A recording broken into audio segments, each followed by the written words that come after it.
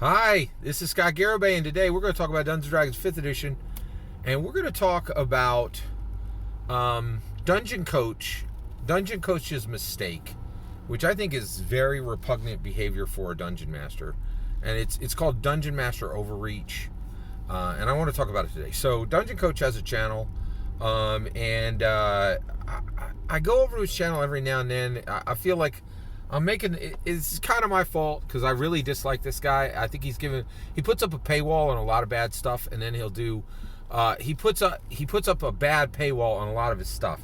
So he'll get you in with a title, and then he's like, "Oh, do you like this idea? Well, I'm going to give you a fraction of it," and then you got to go beyond his paywall to get the rest, right? And so but he has catchy titles. So he saw this. He's like, "I fixed insight checks," and I'm like, "I would like to know how to do insight checks better." So Dungeon Coach got this video, and he says, "Okay, here's how to do insight checks, and this is a fix. It's a better way, right?"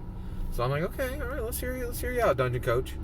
And I think this is absolutely detestable behavior, and I'm calling it out as wrong. I'm saying, Dungeon Coach, do not listen to his commentary. And the reason why is I think he's a bad Dungeon Master. I think only bad Dungeon Masters do what he's doing, okay? And so that's a bold statement. I got to back it up with facts. Here we go. All right, so basically he says, hey, insight checks are a problem. They want to know some information. They make their roll, and then they know, and then you tell them based on their role what they find out about the thing that they wanted to know more about, whether that was a situation, someone's motivation, all these secrety things, right? And Dungeon Coach is definitely right. There's a problem with insight checks because you get a 19, right? You roll a natural 19, right? And then you're like, I got a +4 to that 23. Tell me all the information. And the Dungeon Master's like, well, you think that person's lying. And you're like, that's not helpful. Like, what? Come on, man. I made it 23, right? So I definitely get where Dungeon Coach is coming from. There's a problem on the insight check. It's really not solved. It's badly designed as it is now, right? So he's like, here's the fix. And I'm like, all right, give it to me, Dungeon Coach. And he's like, you make the roll for them. And I'm like, what? And I kind of grind my teeth. I'm like, wrong, right? Like, someone's wrong on the internet, right? Like, Dungeon Coach is wrong on the internet. He could not be more wronger about this. Like, it is bad how wrong he is. All right, so first of all, let me explain what's happening, all right? So first of all, a lot of you out there disagree with this, but a lot of people think that dungeon mastering is simple and it is a non-sufferer's path. You are wrong. Right? Like, if you dedicate yourself to Dungeons & Dragons, you're going to lose a friend over it. You're going to upset people. You're going to offend people. You're going to make mistakes. You're going to have regrets. Right? Like, if you do this for even 5 years, I think you will have regrets. You will reach a point of suffering, right? Like, suffering in that you're like, I wish I hadn't handled that the way I handled that, right? Or you will lose friends. I have lost more than one friend over Dungeons & Dragons. I'll tell you that right now, right? Now, I've been DMing since 1982, so it's been a while, right?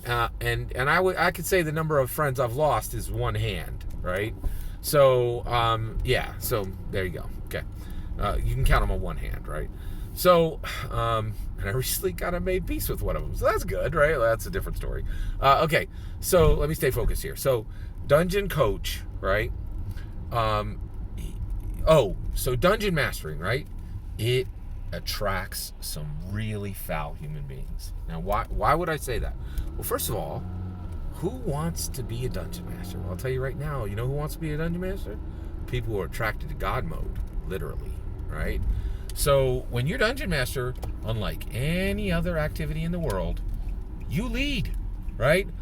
The rules aren't in charge. You are. You control the weather, you control the gods, you control every non-player character, you control the sentient weapons, you control the economy, you control everything. You have more power in your Dungeons & Dragons world than the president has in this IRL world, okay? God mode, right?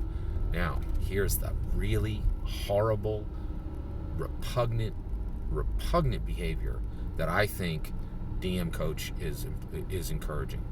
All right, so I want you to understand this, okay? We got God mode. Like, the only thing we cannot touch is the player character. That's the only thing out of our reach, right? That's the only thing we don't have, right? But you have people who get attracted to dungeon mastering because they want that God mode. And then it gets really bad when they're like, God mode isn't enough. I want more, right? So let me explain this. As a dungeon master, you are the prince, okay? You are in your castle, okay? And the waitstaff in the kitchen has prepared a 10-foot by 8-foot table, and it is filled with turkey and gravy and mashed potatoes and corn, butter, and the pastries are there. Coffee is there. Cold drinks are there. Everything there for you, okay? So you sit down to your feast and you have everything. You have everything, right?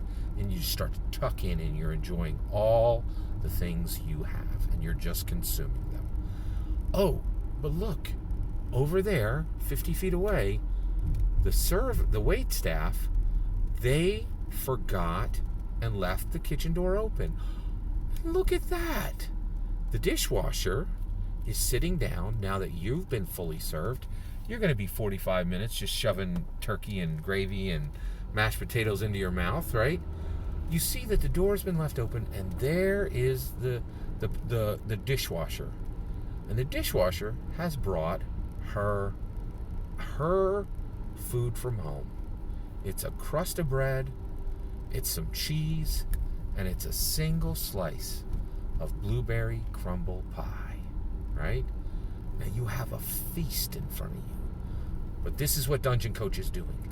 He is getting up, walking away from the table and saying, I had everything on that table, but I didn't have a tasty slice of blueberry crumble pie. Give it to me, servant. You don't get yours. I get mine, and I get yours. It is the most detestable behavior. I abhor it when I see it. It's dungeon masters who say the deities, the weather, every non-player character in the world, every sentient weapon, the economy, the politics, I control everything. Now let me get up from my table and go take from you, the player character, who has so little control in this game.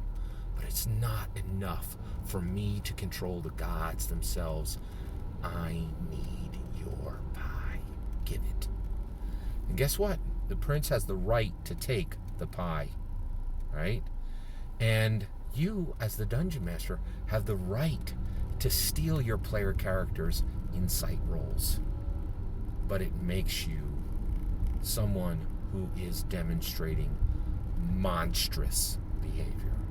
It is selfish and it is wrong. Dungeon Coach is giving very, very bad advice about dungeon mastering. Stay on your side.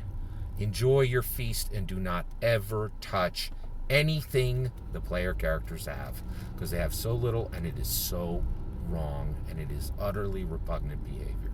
That's my opinion. Love to hear your thoughts. Let me know in the comments below. Please consider liking and subscribing, and have a wonderful millennium.